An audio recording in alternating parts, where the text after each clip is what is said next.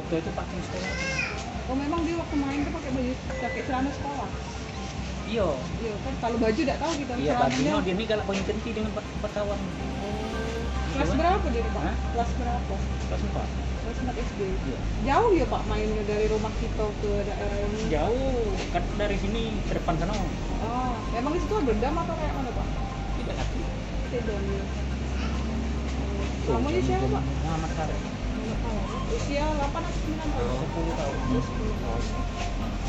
Tapi memang kita pastikan itu si Muhammad Kalau Farel. aku nebaknya 90% orang tuanya kan. Iya.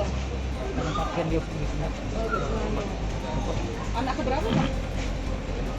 Anak keberapa dari berapa bersaudara? Ya. Jangan lupa subscribe, share, komen, dan like ya.